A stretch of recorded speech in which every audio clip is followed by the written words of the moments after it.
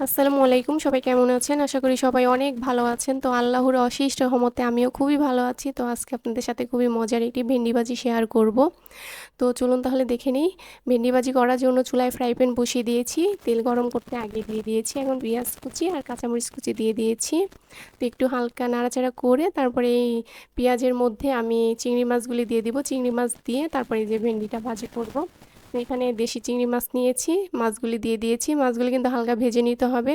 ভাজলে কিন্তু যে মাছের ঘ্রাণটা সেই ঘ্রাণটা বের হয়, আর ভাজিটাও খেতে খুবই ভালো হয়। আর আমি এই ভেন্ডিটা কিন্তু চিংড়ি মাছ আর চিংড়ি মাছের ঝোঁকা দিয়ে ভাজিটা করব। এখানে চিংড়ি মাছের ঝোঁকাটা নিয়েছি, ব্লান্ডারে ব্লেন্ড করে ছাঁকনিতে করে ছেঁকে তারপর সাবাগুলি ফেলে দিয়েছি। তো সাবা না ফেললে কিন্তু খেতে ভালো লাগে না, তো সেজন্য ফেলে দিয়েছি।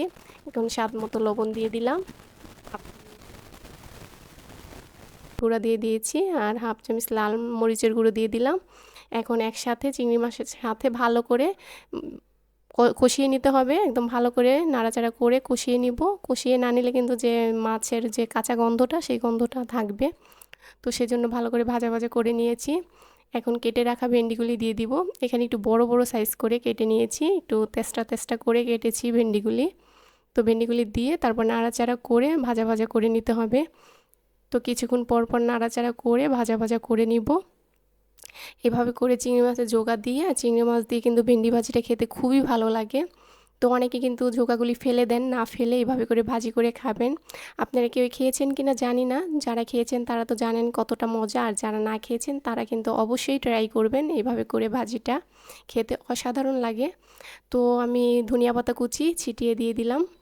আমার গাছের বিলাতি ধনিয়া পাতা নিয়েছি, কুচি কুচি করে কেটে তারপরে নামানোর আগ দিয়ে দিয়ে দিবেন, তাহলে ঘ্রাণ হবে ভালো। আর ভাজিটা কিন্তু কত সুন্দর ঝরঝরা হয়েছে দেখতে পাচ্ছেন। একটু বড় বড় করে কেটে নেবেন, তাহলে ভাজিটা খুব সুন্দর ঝরঝরা হবে, আর দেখতেও ভালো লাগবে, খেতেও কিন্তু ভালো লাগবে। তো লবণ স্বাদ মতো দিয়ে দিয়েছি, একটু কম হয়েছিল আর একটু দিয়েছি। তো দিয়েও নাড়াচাড়া করে ভালো করে ভাজা ভাজা করে নিয়েছি। তো কিছুক্ষণ পর পর নাড়াচাড়া করবেন, নিচে একদম পোড়া পোড়া যেন না হয়, তাহলে কিন্তু ভাজিটা কালো হয়ে যাবে, দেখতে ভালো লাগবে না। তো ভাজির কালারটা কত সুন্দর হয়েছে দেখতেই পারছেন। তো কেমন লেগেছে এই আমার ভাজির রেসিপিটা? যদি ভালো লাগে তাহলে সবাই দেখবেন আর শেয়ার করবেন। তো হয়ে গেছে, এখন আমি নামিয়ে বাটিতে সাজিয়ে নিব। তো ভাজিটা দেখতেই পারছেন কত সুন্দর হয়েছে, দেখতে যতটা সুন্দর হয়েছে খেতে কিন্তু আরও বেশি ভালো হয়েছে। তো এইভাবে করে আমার রেসিপি ফলো করে বাসায় একবার হলেও ট্রাই করবেন। আর আমার রেসিপি যদি ভালো লেগে থাকে তাহলে অবশ্যই লাইক করবেন, কমেন্ট করবেন, শেয়ার করবেন, আর সাবস্ক্রাইব করতে ভুলবেন না। আর ফেসবুক থেকে যারা দেখবেন তারা ফলো করে দিবেন। আর আমার জন্য দোয়া করবেন, আমি যেন আরও ভালো ভালো নতুন নতুন রেসিপি আপনাদের সাথে শেয়ার করতে পারি। সবাই ভালো থাকবেন। আল্লাহ হাফেজ।